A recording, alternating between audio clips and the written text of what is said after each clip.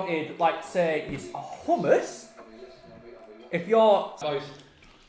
Oh my gosh. How are you?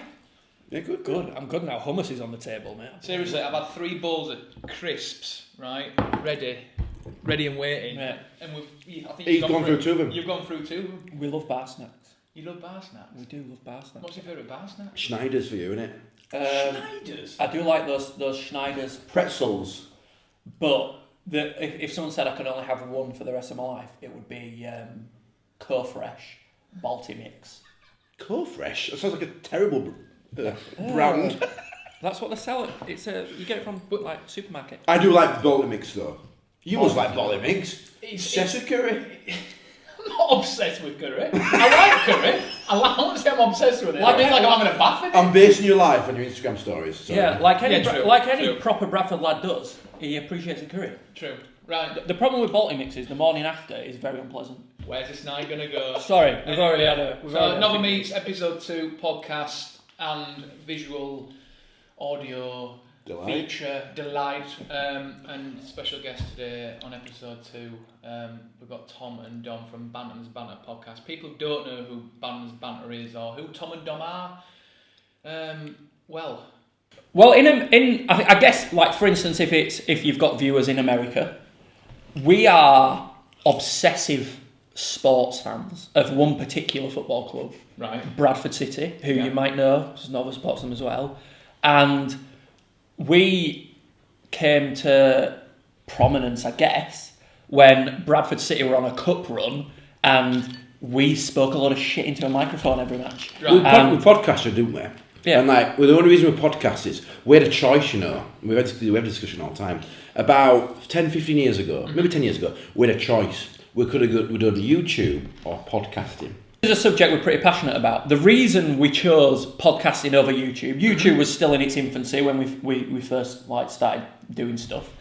And the theory was that no matter what has come along, radio has always been there. Mm-hmm. So, radio's had to deal with TV, the internet and stuff like that, but radio's always there. Radio's always adapted when it's needed. So podcasting seemed like, that might happen with podcasting. And also, we were quite lazy, and we had access to a radio studio in Bradford, so it was easier for us to podcast than it was to film and edit the videos, and it was easier for us to make a radio show and plan that and put time into that rather than...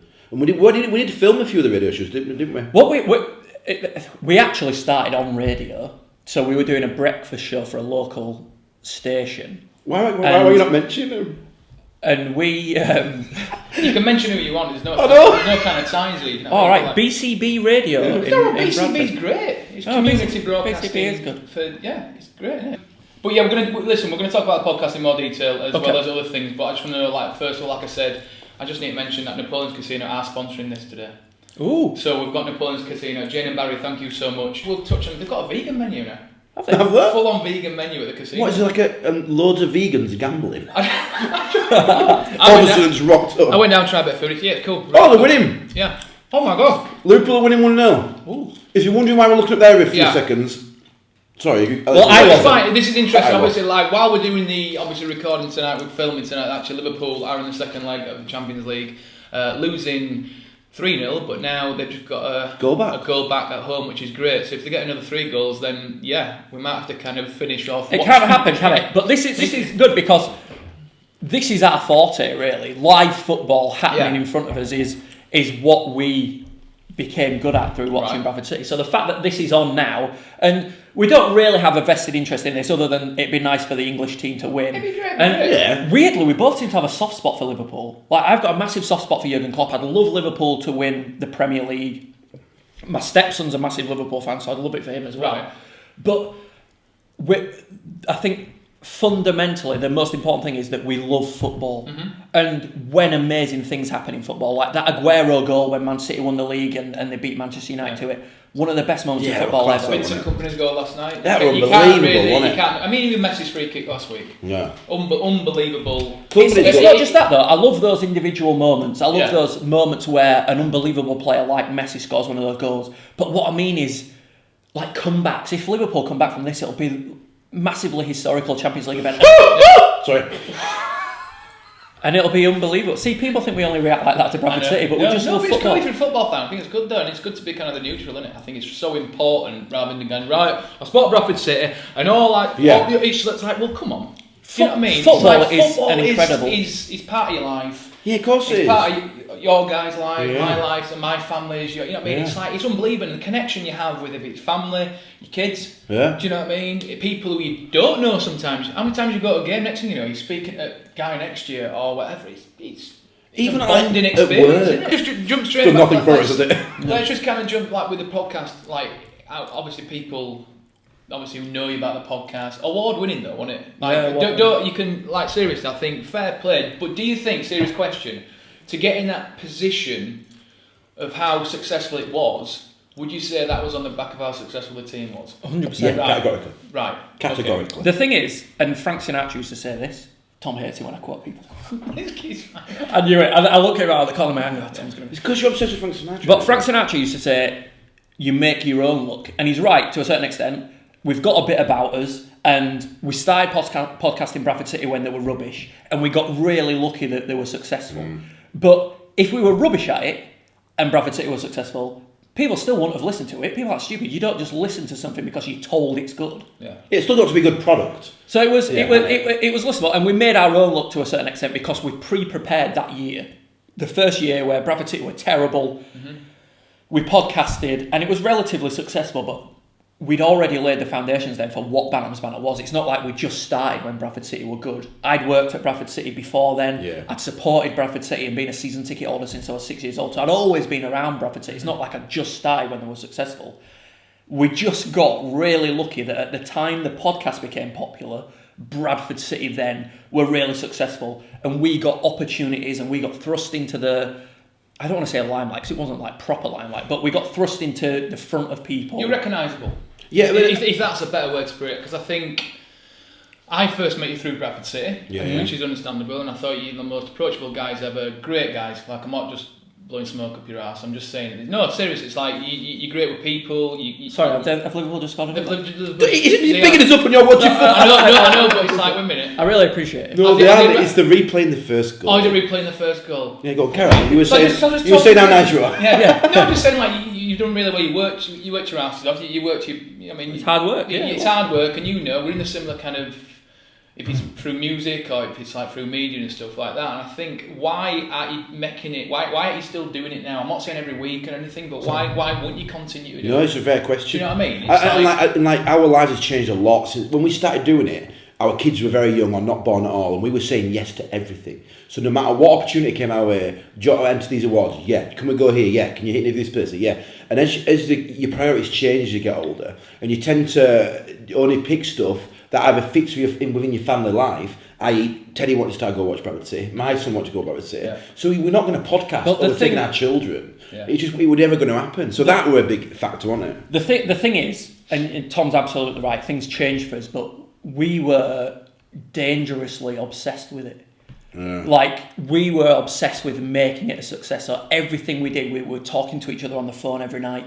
We'd make notes like you'd never seen before, books full of notes about what we were going to talk about, how were we going to make it more popular, how are we going to make money out of it, because you're spending all this time away from your family and away from your wife and things like that. And we were seriously obsessed with making it a success. And then when Bradford City went on that cup run, we couldn't believe our luck, really, and we got given loads of opportunities. We got to, like Tom said, we accepted everything. We wanted to do everything because that's kind of what you want to do. You get success from something you've worked hard for and you're passionate about, and you just want to talk about it all the time. And you want people to know about it. You want people that have never heard of it to know about it. So when we'd get asked to go on 5 Live to talk about Bradford City, we'd jump at the chance. We got asked to do Match of the Day just as a stand-in. Was that real, that? And I saw Colin Murray. What? We were like standing. So basically, they were doing Match of the Day live in London. Yeah. But this was in the process where they were moving to Manchester. And they wanted to do the show, like mirror the original show. So we did it with Dan Walker and Colin Murray. We did 3 shows. Yeah. And they were doing the actual Match of the Day. But it was like unbelievable. We were in the Match of the Day studio. We watched this programme as kids. And then they'll let you do that. And you're like, fucking, this is blowing our minds. That was unbelievable. I can't believe it. We got that gig, though, through, because we worked for the BBC. Mm-hmm. And we knew we covered the Olympics, cutting out audio for 5 Live. We both did that together in the back in production, and we did all sorts of bits and pieces. Well, that actually Match of the Day was before that. So basically, This was another opportunity. Jonathan Wall, wasn't it? There's a huge, long story behind it. So we did Bantams. We did this radio show, and I found out who was commissioner at BBC 5 Live and said, Tom, I'm going to email him. I think our show's good. Which is a good way to... We sent him the show. Yeah. Peter Salmon is married to, what's she called? Sarah Lancashire. I emailed him the show on a whim, because you don't expect these people are going to listen to it. Yeah. He listened to the whole show and said, you two guys have got something special. I want you to meet someone. So he put us in touch with the deputy editor of 5 Live, who's called Jonathan Wall, lovely bloke, came up to Leeds to meet us and said, Peter's right, you guys have got something special, but what you don't have is focus. Direction. You're doing this breakfast show, but it's all over the place. You're talking about music, you're talking about this, that, blah, blah, blah. You've got to find a niche. And we said, well, at the end of every show, we do a section called Bantams Banter where we talk about a passion we've both got, Bradford City. And he said, you've got to change that into a show. What can you do? And I said, I used to work there. I bet they'd let us do match days. And he said, do that and come back to me. So we did it, went back to him, told him we're averaging 35,000 listeners. This is what you wanted, innit? And he said, honestly, lads, I can't do any better than that for you. What you've done there, you've created your own thing. Because at the time, you've got to remember, when we first started Bantams Banter, podcasting wasn't really massive. It wasn't massive at all. Well, I don't think even 5 Live were doing a podcast. No, BBC didn't have podcasts then. So if you had 35,000 listeners and you were building it, got more, definitely got more. Like I said, going back to the original question, why aren't you kind of like still tapping into that? Now podcasting's more popular, and like even like you, like look at NovaMeets now. It's like, right, we're doing visual, we're doing audio, and obviously doing, like you said, you get that kind of passion, don't you? And you have got passion. You can't deny that. Do you know what it is? And do you know what I mean? And I know it's a family situation, but like I say, you'd have to do it every week. But just to have that kind of recognised, because you deserve it. I think there was such a long period of time of not getting anything money from it. So saying we can't really do it as a job. And it was tiring. It's hard work. Like, you've got to be on it all the time. Yeah. Like, then it was like, always on Twitter. We need to scale it down and just do it when we can do it and when we want to do it. Now, this season's been a total write-off because Dom's working a lot of weekends at Sky now. And my business is getting busier and busier and busier every single day. So it is just really difficult. I know it. You know what? When I talk about it, it sounds like a really lame excuse. I agree.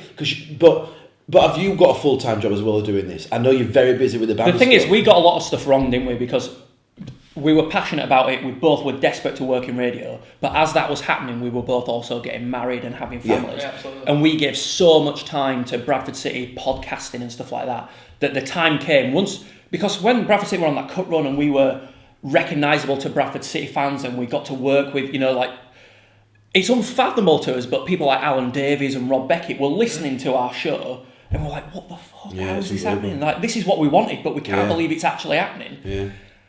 And then Bradford City went on that cup run. We got to do the World Cup with ITV and stuff and Alan Davies. You forget and then you kind of think, you know what? We hit the crest of a wave there. Now maybe we need to give that back to the family. And we didn't do it straight away, did we? It wasn't like, pulling off a plaster, you're supposed to do it quickly. We were really slow. We were like, do we let it go?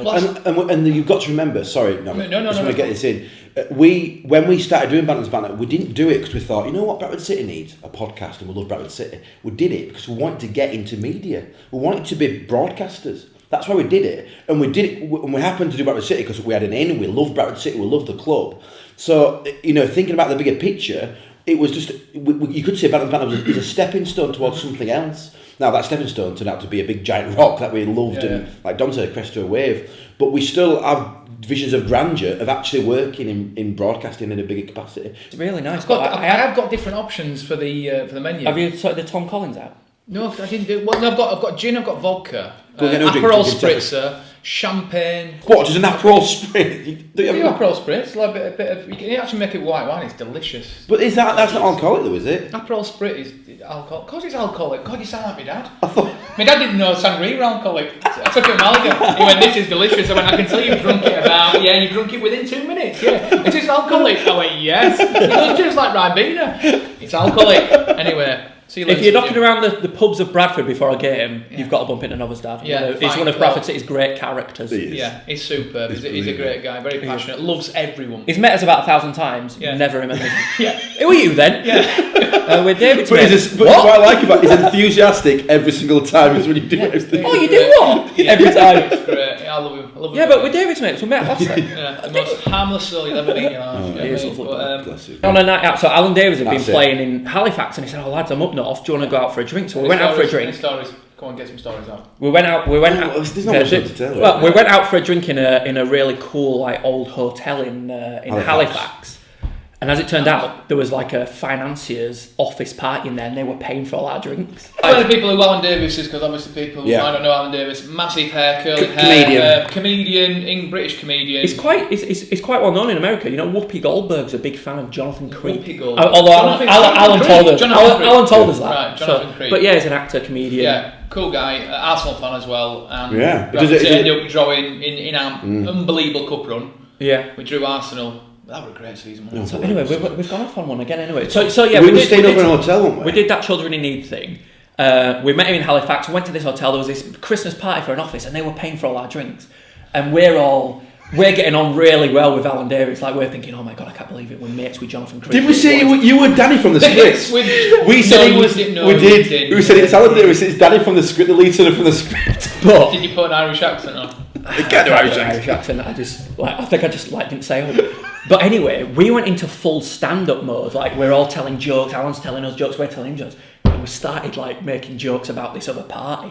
Like, not bullying, Right. but we were like saying about how raucous they were and stuff like that. And anyway, we weren't being quite as quiet as we thought we were. And they were like, we've been paying for your drinks, blah, blah, blah. Well, one anyway, guy came it was out. all fine. It was nice-natured. So we went back, and you know what it's like when you're absolutely smashed and you're dead thirsty, you just want water. Well, there was a glass of water on top of the bathroom unit in this hotel room we were sharing.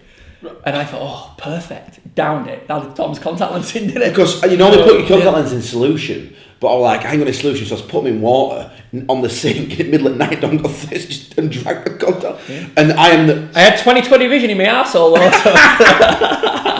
So there's a story about when me and Don met Nicholas Parsons. Right.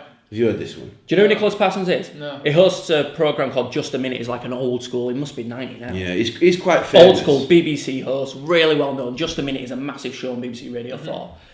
And this Jonathan Wall, who told us to do Bantams Banter, he said, lads, you know how much I think of you. I've got you a place in this thing. You can pitch a show to the BBC. Nicholas Parsons there is one of the BBC's oldest presenters. You've got this huge opportunity. Right. And we got carried away with loads of prep, thinking, what can we do? And we had one little feature on the radio called Would You Rather? And it's On BCB. on BCB. So we'd ask each other questions Yeah. like, would you rather have pies for eyes or chips for lips? Stuff like that. And then we discussed that, like the practicalities of Chips it. for lips, wasn't it? Yeah. So would you rather Right, like... I see. It meant to be salt and vinegar though. You know, it could sting. Yeah, you don't want to eat them. No. You want it. So it's quite a good feature. You Yeah, could yeah. actually do a podcast about it. Yeah. People could suggest... What was the one you asked me about Prince Charles? One of them, would you rather slap Prince Charles in the face, like square in the Or face, or jump into the cage of a lion? So there were like loads of different scenarios, and we were getting really nervous. I mean, this is pretty much how well it went in front of Nicholas Parsons. Yeah, the way I reacted. So it went well. No, not at all. Oh, right. So, but what we realised was everyone were pitching actual radio programme. So one girl was like, I've got an idea about interviewing people who are homeless, but also of an ethnic minority and how their struggles in life, and I will go around to different cities. Basically, it was very BBC. Are you in for a Nicholas Parsons? Yeah. We were in front of panel. not just him, a panel of BBC people, and we were like, Jonathan, what the hell? God. Is it like that Little Britain sketch where they're doing the board games and stuff? He goes, I've got one for you. I've got one for you. Yeah. But It is you like are that. like, yeah. All right. But real. But I think that's, that's a good content though. I'd He totally forgotten about this. You weren't impressed with Nicholas Parsons. But like people were saying, we want to make a documentary about you too, a radio documentary. I'm like, oh my god, this is an amazing idea. And we were like, oh my god. And we basically went, now Nicholas, would you rather have pies for eyes or chips for lips? No, do you know what? Do you know what?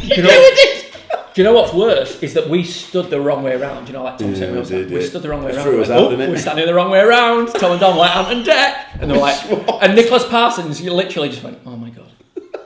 But they're just. We worked really hard for it, and then we got given these opportunities. So we don't feel we do feel like we were lucky, don't we? We feel like luck fell on our lap a little bit. But at the same time, we thought, well, actually, we worked hard for it. Like, we were working hard on Bantams Banter to get people to see it. Like, we were emailing. I emailed Frank Skinner, David Baddiel all the time. In fact, we saw David Baddiel at Alan's 50th birthday party, and we said to him, "You'll never guess what, mate? I've emailed you loads about a radio show we did." And he was like, "Oh, well, what is it?" And we said, "Well, basically, we heard you doing a podcast at the World Cup in South Africa, and just copied it, really." And he was like, "What?"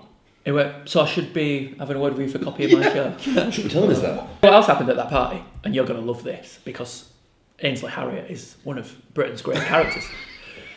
We were standing at the bar at this party, looking at the cocktail list, and Ainsley Harriott came over and stood next to Tom, and he said to Tom, "Ooh, anything nice on that menu?" And Tom went, I don't know what, Tom probably said, like, "Oh yeah, there's a nice Long Island iced tea here or something." And Ainsley Harriott just went, "All right, thank you," and went like this, and moved Tom out of the way. It was like, "Thank you, get out of the way." Push me away. Ainsley Harriot's a famous UK chef, celebrity chef. He's actually been at Bradford, already in the Sweet Centre. And it's like, have you seen the kind of version of the curry he made in the Sweet Centre? No. It was No, like, get out of the I've door, mate, get out of the door. They put like cherry tomatoes on top and made it all kind of Ainsley. and they sprinkle all the things around the white bowl and stuff. I was like, whoa, stop, it's not happening. No. It's not ready, steady cooking. It's, listen, with Desi style. When did you do that? It's on with that Len. You know Len from not Dirty Dancing. What it called? Strictly Come Dancing. Strictly Come Dancing. You know what I mean? It was basically blatantly. 7! They wanted that gourmet. Yeah. It was like, don't work, mate. No, it don't. It's You want it- street Don't, food, but yeah. it is what it is, a Bradford Yeah. curry. The reason Bradford Curry is so Yeah. good, like, literally, these people that we've worked with, both Rob Beckett, Alan Davies, anybody else we've worked with, always say, "I want to come to Bradford for a curry." They do, yeah. And they both have. They both came Yeah. up to see us, and we got a curry with them. And the reason Bradford Curry is so famous and so good is because there's no fancy shit. It is literally, you'll get your curry in a foil tray, Absolutely. or That's it. you'll get it, and Form like a table, there's no whatever. gourmet shit. If there's No a knife tomato, and if there's forks, a Yeah. no tablecloth. This That's is, it. I mean, and this is why I don't. if there's a tomato in there, it's been boiled within an inch of its life. It's like mush. I guarantee you're in the same league, and it's like my brother and everything like that. But like when these Akbar stuff, and I don't mind mentioning, I'll talk about the Akbar stuff, the high end stuff. I mean, like probably like Agras and Mumtaz and stuff. Yeah, It's yeah. overpriced for what it's packed on it. It's rammed packed. They rush you in, rush you out, and it's not personally. I'd rather have a curry that's been there since 1960s, 1970s, by totally the mill agree. workers. Do you know what you want? It's a food, and I mentioned this earlier when we were talking about hummus. Yeah. Off camera. That's how boring we are. The best food I find has been influenced by poverty and struggle throughout the ages. Yeah. So hummus was made because someone probably had an abundance of chickpeas and tahini. and tahini. Curry, the best curry is made because someone thought, shit, all I've got is this, this, and this. Yeah, put it on a I'll pot. chuck it together. One of the great British foods, stew, is made because we were in a time of war and all we could Well, make what is... Yorkshire pudding to do with that? Like using your leftover flour and eggs and Was it? I thought Yorkshire pudding was just like someone did pancakes wrong. I'm sure it was. Some Yorkshireman's like, no, this is how you make bloody pancakes. And then it rose and like, yeah, that's a Yorkshire pudding, that one is. Go away from the media, go away from the sport and everything like that. We touched on it. Tom, like family life, spare time and stuff like that, obviously. I see it all over social media and stuff. And same with you, Dom, as well. I mean, you got a great family life. Supportive missuses, is that in a word? No, supportive wives. Yeah, definitely. And it's great. I didn't realise the Greek connection as well with you. I didn't. Yeah, so it's my wife's dad's from Corfu. He's been over here many a year, but so we try and do loads of Greek traditional stuff. And last weekend it was Greek Easter, and I'm obsessed with food, as you know. Yeah. But as soon as I discovered, like, we when we were younger, me and Abby would travel around Greece, all the Greek islands, and we like eat all the Greek food, drink all the Greek wine and ouzo, and I've got a really strong palate for it. So It's funny how talking about food changes your hand movement. Oh, yeah, isn't it? I got Greek. I know it's like, do you speak Greek then? I talk with my hands. Do you speak? No, legal and I can. No. Alright, so just a little bit. Polylegal and I can. No. And what about your missus? Tom Yeah, basically speak knows how to say, I'll eat your leftovers. No, do you know what you say? Fire which is food, beer, and how much? Do you know what? They love Tom. They treat him like he's a god. do. And this has come from Tom, nobody else. But they love him because he eats everything. And in Greece, if you can eat and you can burn, Did you Clean see your plate. his recent Instagram over the Easter. I think you were spit roasting it. So what we're getting to there. Goat or something, was it? Well, in Greece it's lamb, but in Greece they spit roast a lamb or a goat. Yeah. And do you know how big a goat is? So I was like, you know what, Greek Easter Abbey, got it covered. I'm going to spit roast a lamb for all your family. I won't lie to you, when I first saw it, I thought you got no chance, mate. But that finishing thing, did you see his video? It might as well have been cooking a rasher of bacon over a lighter. If you're going to spit roast something, let me warn you. Hang on a minute. Go on. Let me warn you. It takes forever. This is Tito's handmade vodka. Yeah. Tito, if you're watching. It's like when we were with a drug cartel. You can't get that. It's slowly coming over to England, but we drank it throughout the 10 years. Well, How am I supposed throughout to? these 10 years being in America and stuff, it's delicious, and it's made with potatoes, as in like, so it's gluten free. Like Russian? Rather than... No, it's In Russian vodka, There's rice, isn't it? Yeah, it's Normal vodka. decent. It's gluten free and all that stuff. It's great. And No. hangover. There's no hangover. What? So, yeah, it's look, gluten Give it free. here. It's distilled 6 times. Mr. Tito's, if you're watching, yes, and some more of that. Have you got it on your catering? Why would I have? Oh, Tom. Oh, Tom, what you? He's got. just it's ma- not. God, it's fake. He didn't actually do it. Good, isn't it? It's good sound effect. I can remember me and Nova falling out over who had the best trumpet impression. Yeah.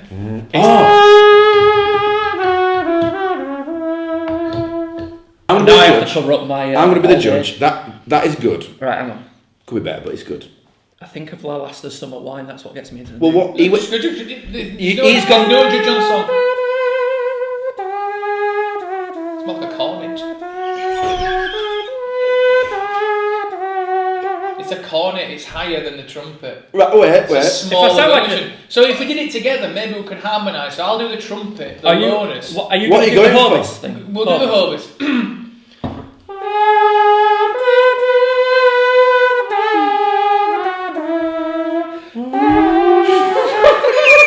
Do you know what? We actually sounded like a legit brass band. You did. I tried to go deep. Wait, hang on. You have to go tuba. That actually sounded like something you'd see on the cobbled Go streets on. of So, Brassington. 3, 4. Do you know what the problem with brass bands? You got Fred Elliott. Dom, obviously spoke about Tom's Greek cultural background and his food and everything like that. I mean, again, I think social media in general, sharing your family life and spare time. I mean, these days, I think it's good. So it's good to do it. I know some people are very kind of restricted, going, no, this is my personal life. That's what it is. But what do you think about social media and showing? Well, like I don't know, like showing your Teddy, for example. He's like playing the piano, and I always comment on stuff because I think, you know what, I'm a piano player myself, and it's like anyone who can play an instrument, I'm all for and stuff like that. But at a young age like that, fair play. Oh, it's good. And you're proud, aren't you? Oh, really proud. I mean, my Instagram account's private, and I only accept people that I actually know on Instagram, and that's where I share the piano videos and stuff like that. But a lot of his football stuff I share on Twitter because he's a good footballer as well, and I'm proud of him there. Yeah. And it is pride, and I know that's supposed to be one of the sins, but I always think I would love it if... I mean, my dad was really proud of me as a kid, obviously, but social media didn't exist then. But I would have loved it if my dad was really proud of me. It would have encouraged me, and that's why I do it. I put his piano playing on social media because when I tell him it's on there, he loves it. He's like, oh, people have seen me playing piano, have they? Mm-hmm. And people that play musical instruments, like piano, for instance, in this day and age, they can often be quite bashful about it or embarrassed about it. And I don't want him to be like that. He loves playing drums, he loves playing piano, and I want him to know that other people love that sort of thing as well. And I want him to be proud of doing it because I know that in music it's really hard to make money, and even the most talented musicians sometimes, you know, are often busking on streets and stuff like that. That's irrelevant. I want him to be proud of... It's not a bad thing. No. Not at all. But I want him to be proud of what he's able to do.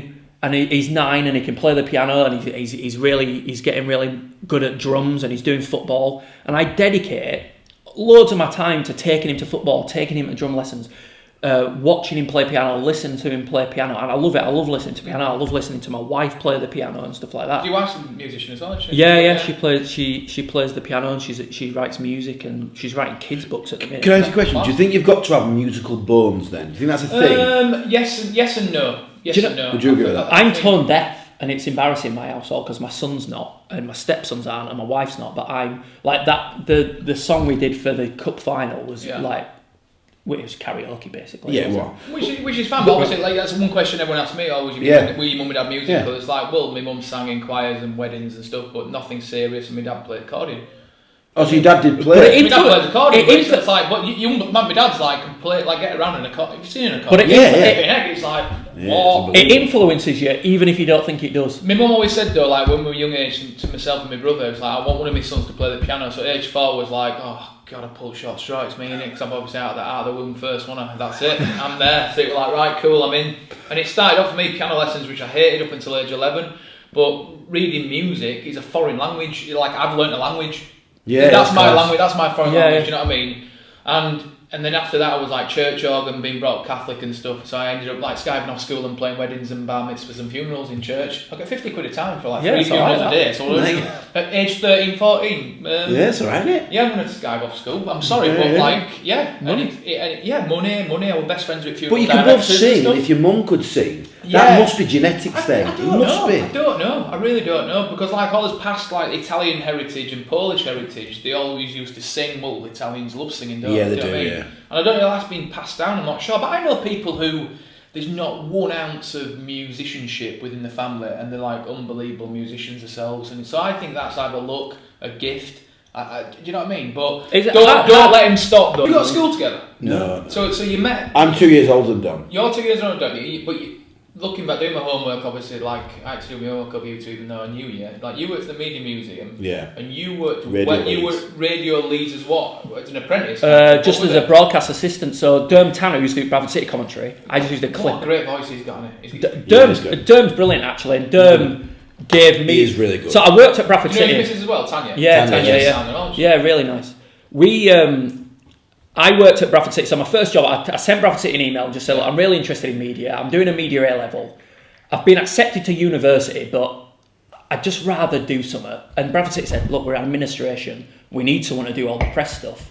If you're willing to work for so much, come on. Pittance. So they went into administration immediately as soon as I arrived. So I worked for nothing for 6 months doing the press stuff. Loved it. I mean, I was skint, but I loved it. And then they started paying me eventually and stuff like that. But I loved it. I absolutely loved it. I got to travel with a team. I was living the dream. Like, really? That for me was the pinnacle of my life. I thought, what were like Division 2? No, we got relegated. So we were in League 1, and we got relegated when Dave Weatherall took over Colin Todd. But at the time, I was loving it. It was the pinnacle of my life. I was travelling with the Bradford City squad. I got to talk to the players, the managers. I thought, I will never get a better job than this. And I was loving it. Right. And I'd help out in the ticket office in summer and stuff like that. I'd be stapling season tickets. So you're the most kind of dream job ever for a guy your age. I'm just working at a club. Absolutely right. And then Matt Warren comes in and they say, look, there are just too many staff here. We've got to trim back. And I was like, all right, what are you going to do? And I said, well, we're going to have to make you redundant. I think it's a role that, we've got a club secretary. They can do that. And I was like, fine. Yeah. I was gutted, but the club's struggling. So this was before social media, wasn't it? So I left, and literally I was walking down Midland Road, because I used to live not far from there. I was walking down Midland Road, and Derm Tanner rang me and said, look, I've just heard you've been made redundant. Club secretaries rang me and told me. That day, like literally I was walking back. All that. And I'd always wanted to work in media. Like, all I focused on at school was, I want to work in media, I want to do TV, I want to do radio, that's it. I found it. As soon as I started doing media studies at GCSE, I was like, fucking, I love this. That's what I want to do. And then, I was walking home, being made redundant, really gutted. Derm Tanner rings me and says, look, Dom, I've heard you've been made redundant. Come and see me. Unbelievable, yeah. Say that again. It's worth mentioning that when we first started this podcast and video, Liverpool were 3-0 down to Barcelona. The game was just kicking off. And we said that Liverpool had no chance, but if they did, this would be a prime example of the glory of football. It's 3-3, and Barcelona, honestly, they look like they shit their pants. Yeah, it's unbelievable. Have you ever met Dom's dad? I don't think so. No, I think so. No offence to my dad, I love my dad to pieces. Dom's dad is the nicest man alive. More nice than my dad? Yeah. Your dad's cute. What if you got all three of our dads in one room? That'd be like the most kind of like... That'd be actually quite weird. We've got like the nicest people in the world. Like, we should do that. Right, yours will be definitely right gentle, wouldn't it? Oh, mine's really polite. I think yours will be more kind of like, let me get the drinks, I'll get the drinks, I'll get the drinks. I'll get the drink. But after a few drinks, I've seen Gets a bit tasty. Yeah. You know what I mean? Thank you so much, Napoleon, for sitting through this and everyone and stuff like that. But say now, you've got your cards. You've got about 5 of them in the house, haven't you? Mine used to be gold. The offers at Napoleon Casino, they're decent. They're off your food, yeah. So go on, talk me through it. How much is that going to cost me? That's free. Listen, it's not just about going to a casino and being a gambler and stuff like that. It's about having a good night out. You can have a great night out. So you got cherry tomato, then you got a bit of vegan cheese. See, you got to be deadly honest what you think of the vegan cheese. I can smell it from here. Now, I love cheese. Right. So do you know what? But don't just think, oh, vegan cheese it tastes like shit. Just think of it like. Smells a bit parmesan actually. The texture's weird. Yeah. Go on. It just tastes parmesan. Put a bit of olive with it. It needs something with it. The texture's way off. Have a tomato. I feel like I'm chewing polystyrene. But Texture's off. There's a taste there, and it's like it's like the cheese that flavours crisps. It's like fake cheese. Obviously. Like powdered. Yeah, kind of. Well, it's not bad actually. That ain't that bad. But it's like no, it's not that bad. I feel like I need to look at the branding. The branding might help my taste. It's very parmesan-y, isn't it? Yeah. What? That is unbelievable. How is it? This is why This is why we're doing this tonight. Come on, Get out! This is why football is incredible. This isn't Liverpool fans or Barcelona fans. This is football in fans. general. This is like, yes.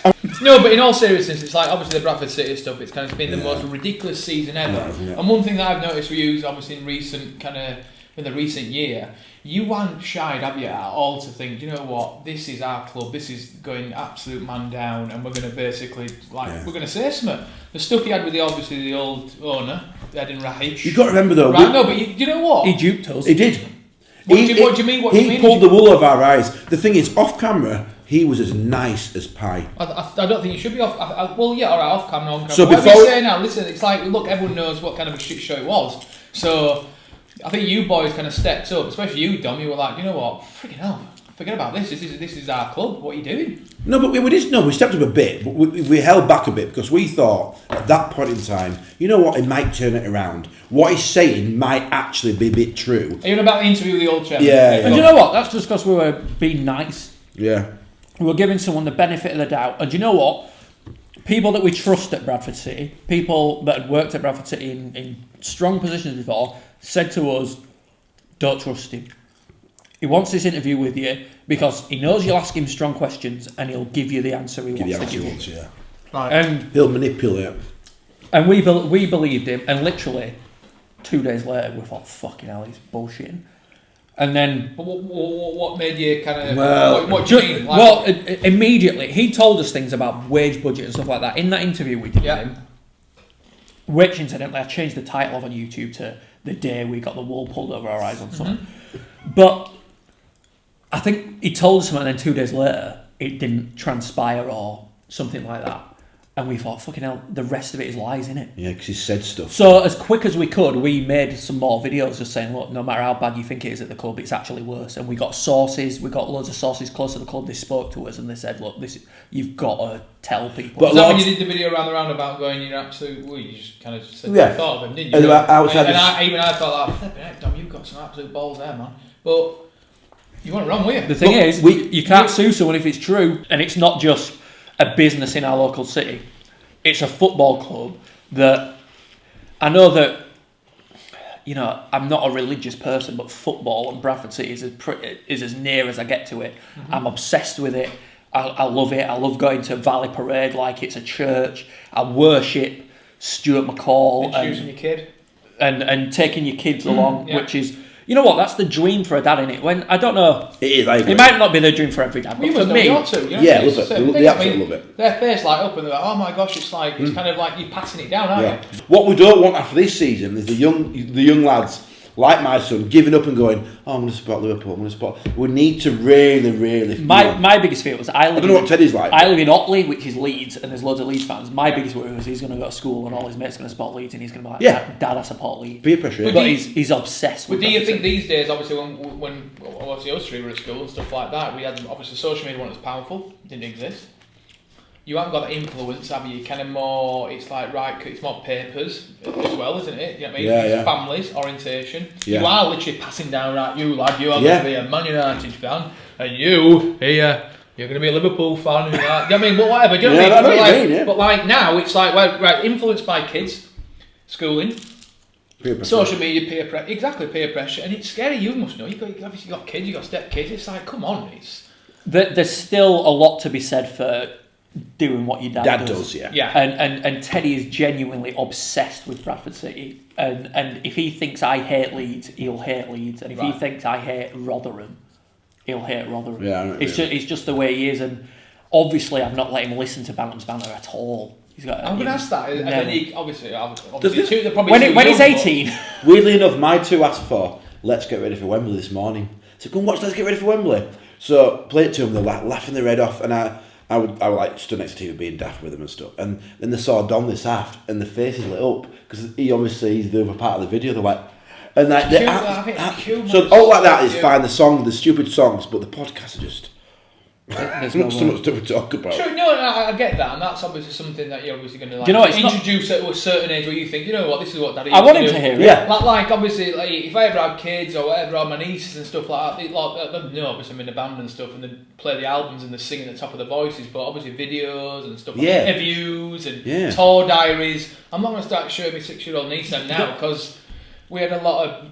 Well, we had a laugh, didn't we? There's a bit more stuff that you kind of want them to watch when they're going to understand it. How weird is it now, this day and age, where you've got kind of the internet's ridiculously accessible. Your stuff, same as my music stuff, if it's anything that it's up there forever. Yeah. Forever. In the ether. It's the biggest hard drive ever. For anybody to search. Hard drive is a public domain. If you want to a job interview, David Alkowski would obviously. They could Google you and be like, oh, he does this. That's happened to me. Has it? Yeah, that's happened to me. And they could listen to the podcast or some of the stuff we say. Fortunately, I've produced some very high quality content. It could have been worse. With your podcast, you've always been them two guys. You press record, you got on with it, and that's what it was. Yeah, some people might have thought, God, I can't believe we just said that or whatever, blah blah blah. But you not got away with it. That's a wrong term to use. But you kind of. It's so natural. Does that make sense? No, it does make sense. Thing, it's like, where do you know what?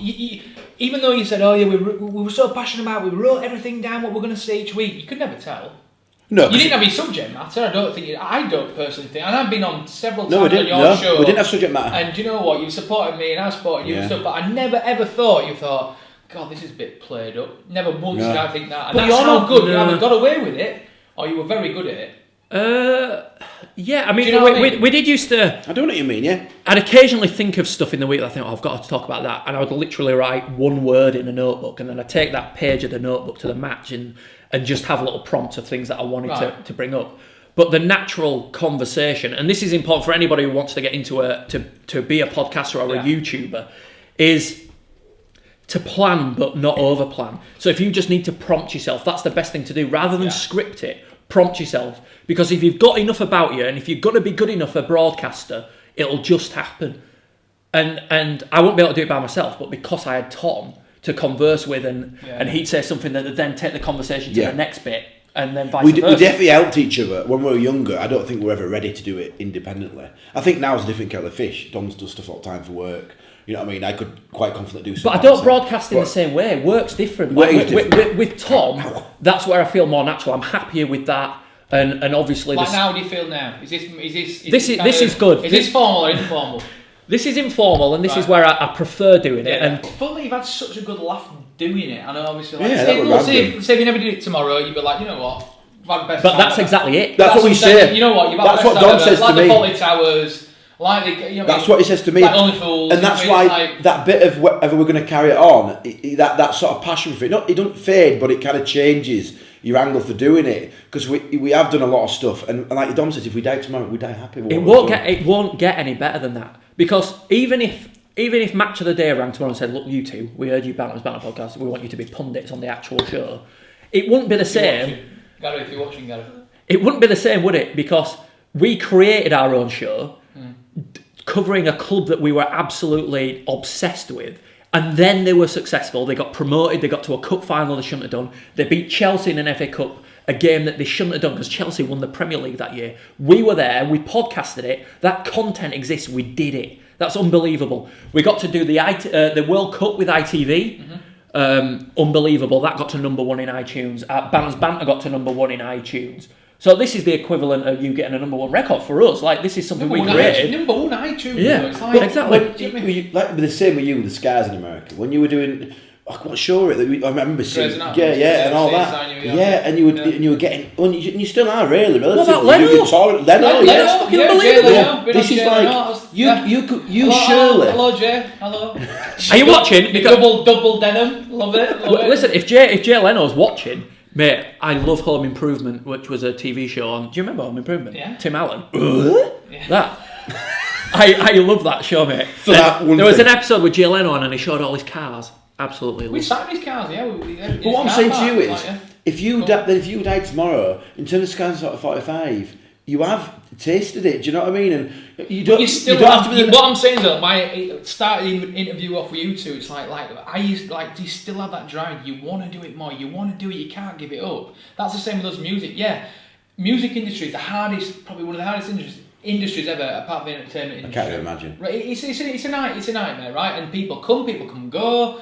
Band, everything, record label dropped. Here you go. It's like a contract, a footballer's contract. Yeah. Sorry, mate. We'll look at today, Bradford City, same thing. Listen, right? The biggest pop stars in the 80s, where are they now? Exactly, but they're coming back because, look, they're not selling CDs anymore, all right? Not social media, streaming, right? Streaming. So what they have to do, they make money off live. So they've got to come back. If it's Tears for Fears, anything, whatever, they've got to come back and earn a few bob. But it always happens, and it's a generational thing. Yeah. ABBA came back in the 90s, didn't they? Because that generation were like, oh, we're adults now, we can do what we want. ABBA, I need ABBA back. Just spilt the hummus. Sorry. And it's going to happen with us with the 90s, and it's already creeping in, isn't it, that 90s music is popular again, and wearing shell suits and stuff like that. And it's just, I mean, that happens, in it. That's fashion. It goes round in a massive circle and it always comes back. And mate, I've got all my Power Rangers toys and stuff like that, and I love digging them out. And I've played on Sega, and I thought it'd be the greatest thing to get my Sega out again and play it, and I did, and it was shit. Let's say next season you started doing Bantams Banter again, League 2, Bradford City being relegated, and you know what, just got on with it. Kind of basically duck out, what done, right? Get on. Do you know with what? Do you think you would have the same passion? 2, it'd sound the same, and 3, you'd have that same kind of, I don't know, enjoyment of doing because we're together. I think we're right. That's my opinion. I think personally, because I've had a lot of tweets. I've people ask me like, "Why they're still doing it? Why they're still doing it, man?" Do you know what I mean? I mean, when we did one episode last season because the club asked us to. They said, "Look, Edding's gone. Come back. It'd be a good time to get an episode done." And that did 25,000-ish listens, and that was encouraging. And we thought, oh, well, maybe people do still want it. But people still want 25,000, Dom. Yeah, that's a... Yeah, and I mean, a lot of them aren't Bradford City fans either. And it's like a listen, but anyway, I'm not degrading the stats. It's still connecting with people, it's huge. It's huge. I don't think it'd be exactly the same, because when we started Bantams Banter and then it became successful in that cup run and all of that, was unexpected. It had never happened before to us. So it was like we were living this dream. Like literally it felt like we were in a dream. Like Aston Villa didn't feel real. The podcast getting to number 1 on iTunes as winning awards for it didn't feel real at all. Because it happened so quickly and so unexpectedly. Bradford City were in League 2, it shouldn't have happened really. And we got an award from, we were voted for an award by our peers and at the Football Blogging Awards in Manchester. And then 5 Live gave us an award as Supporters of the Year on the back of the podcast. And that, it just happened so quickly, it didn't feel real, but it's incredible. And it's never going to happen again because it was like this weird season that's just historical and will always be remembered. And one of the proudest things for us, we've spoken about it before, is that those history books that have been written by Jason McKeown and John Dewis, Banter's mentioned in there, we're mentioned in there by name. You're like, what the fuck? Bradford City history books have got our names in. Absolutely. But maybe that's enough. If Bantams Banter never does anything else, if it had never won an award or been number 1 on iTunes, the fact that it gets mentioned in those books is the most important thing to me. Bloody proud of yourself. And maybe the direction is we should change it a bit, like change the way it's. Maybe it needs to mature a bit as we've matured, kind of. So do you know what I mean? Maybe go studio based. Maybe like you say, do it once a month, or do a bit where we record at the ground and then we'd go studio and dip in and out. I don't know. Who knows? We're in a bit of a difficult situation at the minute, actually, and we spoke about this on the phone the other day, because My bug for it is sort of, satisfied by the fact that I get to go to cup finals and stuff with work. Yeah. And I get to broadcast, and I get to I cover all sports, not just football. You work for who's you work for? So I work for Sporting Life. It's owned by Sky, but it's like a sports information website, and I get to go to cover all sorts of sports, doing the playoff finals, which I can't wait for. And that's almost it's like a thirst that you need to quench. But I spoke to Tom about it the other day, because Tom is still massively passionate about doing something. And I said, look, Tom, I'm just so busy, and I'd spent so long being obsessed with Bantams Banter that I want to dedicate that time to my family now, really. I don't, I need to give it up, really, because it took up so much of my time, and now we've gradually let it die. Maybe we should just leave it.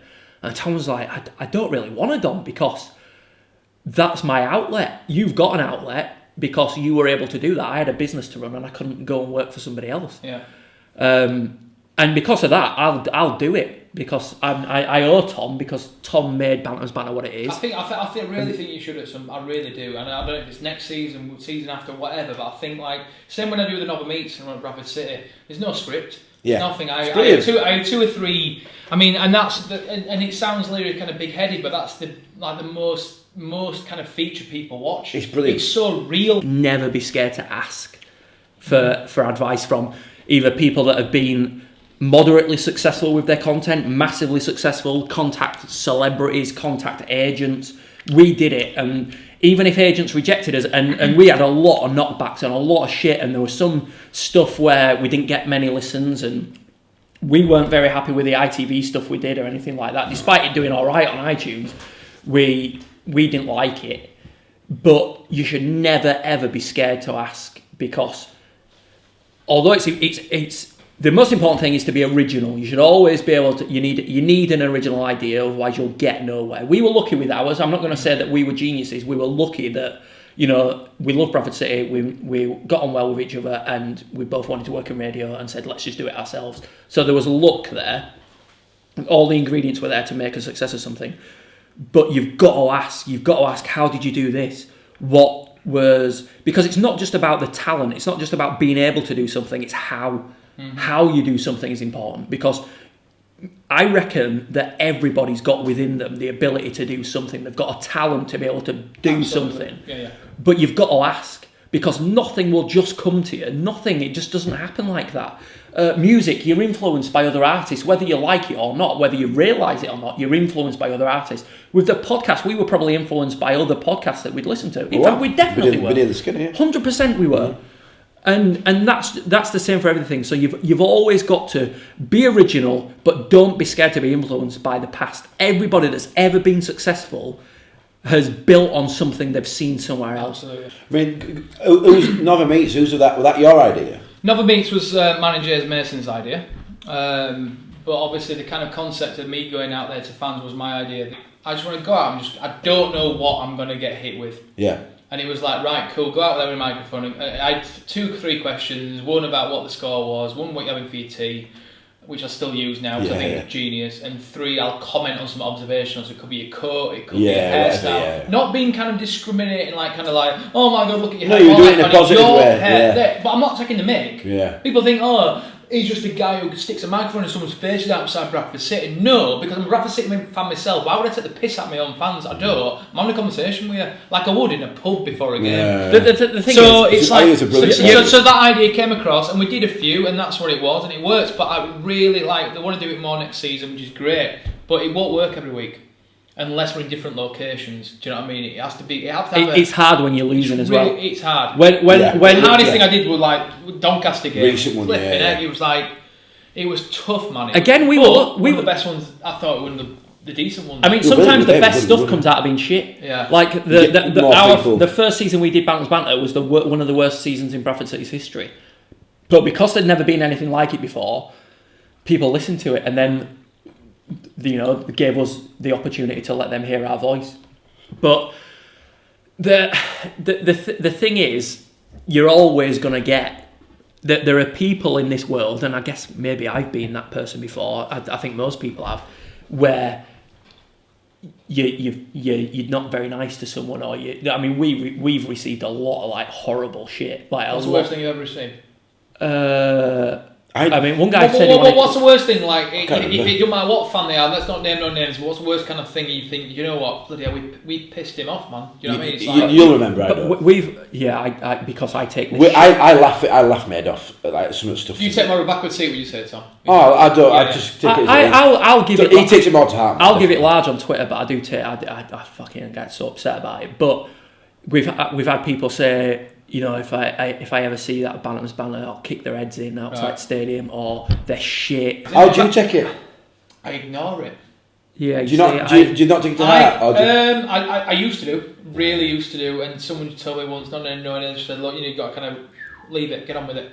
Oh, it makes me Not laugh. everyone's going to like you. Not everyone's going to like it. Everyone's got an opinion. It's the same with music, it's the same with food, it's the same with restaurant, anything. Do you know what I mean? I still... It really the thing is, you, doesn't it? when it's something that you've worked hard for, you know, if 1 million people say to you how amazing they think it is, or you win an award or something, one person saying that they think you're a dickhead can properly damage you. And I mean, you know, you get all sorts of... I mean, there's all the homophobic shit people give us. Yeah, but that's whatever, isn't it? That's just kind of There's narrow-mindedness, isn't it? Do you know what I mean? But yeah, it is. You think? It is. Definitely, yeah. But the worst stuff is the stuff where you might have done a show that's done really well.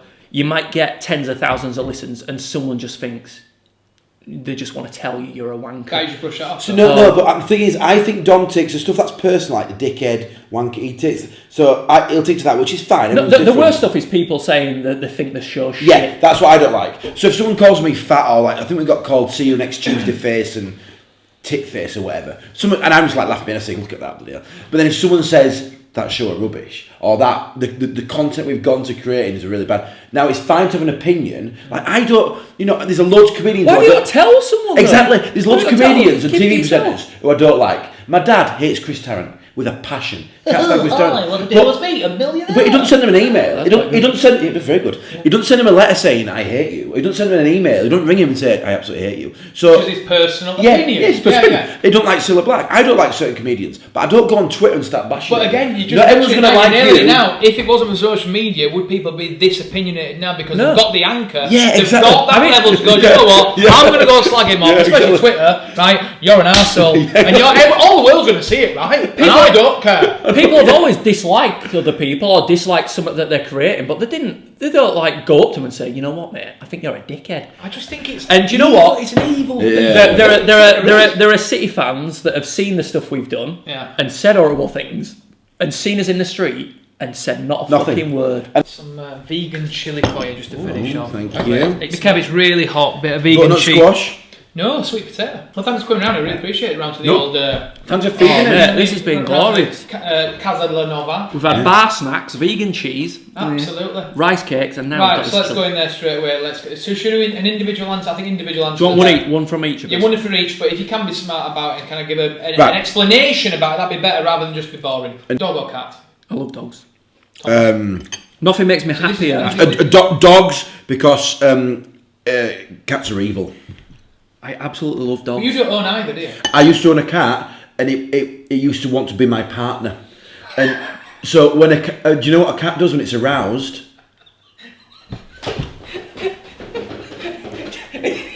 And so it used to get jealous of my wife, it used to attack my wife, and it used to go for a neck. Carry on. But do you not say hello to every dog you see? Yeah. Every single dog I see, I say hello to. Brown or red sauce?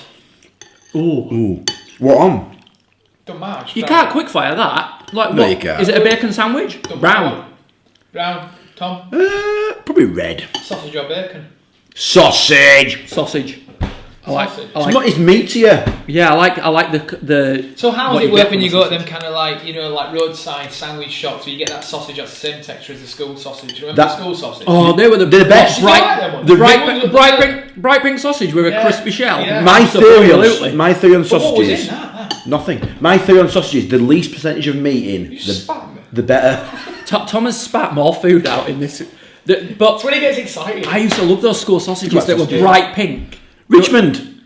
No, Richmond sausages are good though. Yeah, the Richmond. But they were like thin and like honestly, you cut into it and it glowed. My favourite holiday destination, Dom?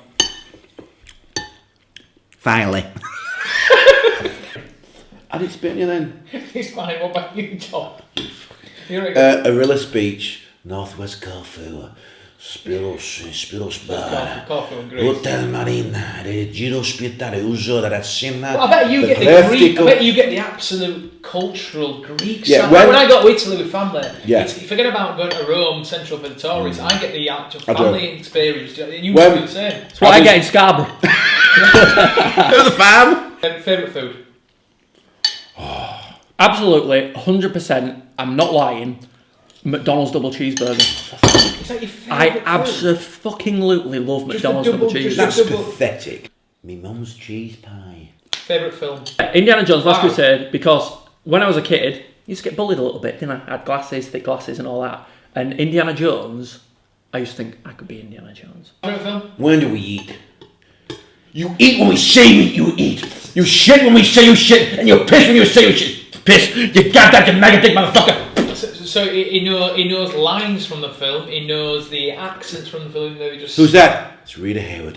Are you going to name the film? Did I just spit all that on you? Are you going to name the film? Shawshank Redemption. Yeah, Shawshank Redemption. Yeah. If money was no object, anywhere in the world, where would you live? But, I would live somewhere that had a view of Otley Shevin. So where you are now? Otley. Yeah, I do have a view of Otley Shevin, but a better house. But I love Otley. I love it. I love living near Otley you Shevin. love local, you love your options. I love living so close to the country I can walk out with a dog in the middle of nowhere. I'd live in a castle in Scotland. Right, can you both cook? Yeah. No. So that's a no and a yes. So yes, definitely yes. I've seen your Instagram, social media. Yeah. I have cooked for you. Speciality? Would you say? Would you go with the Greek food? My speciality at the moment is if you cooking your wife something. baklava. So you're going straight to dessert there, fella? Like Turkish. Well, it's my special. It's Turkish, you get baklava. Go. Get out now. Right. I've only bought it from Turkish people. That's actually offensive to me. No, it's not. It's offensive to Greek people. You're not actually Greek. Okay. Anyway. Dom, can you cook? No, I've cooked Is it it more more like the missus? spice, haven't I? Yeah. Don't. So you want kind of like the house husband, where you kind of like let the wife do the You stuff? clean up me and my wife are both shit at cooking. Alright, so what is it? So what is it kind of? What are you doing? Eat out a lot, or is it more? We do eat out quite a bit. You're cooking your favourite foods, whatever you want to cook. I don't know what, but we haven't decided what you're cooking. But listen, you got 3 guests. Oh, Do you know what? You can have 4 guests. You have 2 guests and 2 guests. Dead or alive, who are you going to invite around the table? And you got to think about this. Mine should be obvious by now. Go on then, go on. Sinatra. No, dead or alive. Johnny Cash for me. Johnny Cash. Well, how's that better? I'd have Frank Sinatra and Harrison Ford. Okay, Harrison Ford. Tom, you need one more guest. Johnny Cash and Jimmy Savile. David Beckham. What? Jimmy Savile. Okay, should we end the podcast? Cut that out. No. Jimmy Savile. Get to the bottom of it. Get to the fucking truth. Oh yeah, you think he's gonna have to do you? Listen, it's an open table. Yeah, do you want to know? You might be spending the night with him, as in, not like that, but like, you are spending the evening. Go on, Jim. Yeah, A bit tall for me, mate. On that subject, Gary Glitter once lifted me up on stage, St George's Hall, early 90s. Lifted me up. And did he kiss you? He made them. He made them. Have you got photographic evidence of this? I did have my dad disposed of the evidence. No, your dad gave you to Gary Glitter. And Gary Glitter lifted me up. Literally, back in the day, there were adults handing children to Gary Glitter on the stage. Now it's up to you to decide whether this is better or worse. Wanky. Margaret Thatcher did the same to me. And she, you know what she said? One of my youngest supporters. You know like that? Margaret Thatcher. Right, do you know what? It's been an amazing Yeah, night. I think it's gone like west and south and east and whatever, north and stuff. But thank you to Bantams Casino for sponsoring tonight. Thank you to Dom and Tom, Bantams Banter. Absolutely. You know what? I've had such fun. We could actually do it every single week. every night. Listen, social media, check these guys out, Bantams Banter, Tom and Dom. You don't want your personal stuff out, but Bantams Banter, NovaMeets, obviously Instagram, everywhere, Spotify, YouTube, iTunes, everything. Thank you so much, you guys. Cheers, man. You've been ace. Thank you so much for taking time out. And yeah, I think your tax is outside, Dom, so you get to like go. Awesome.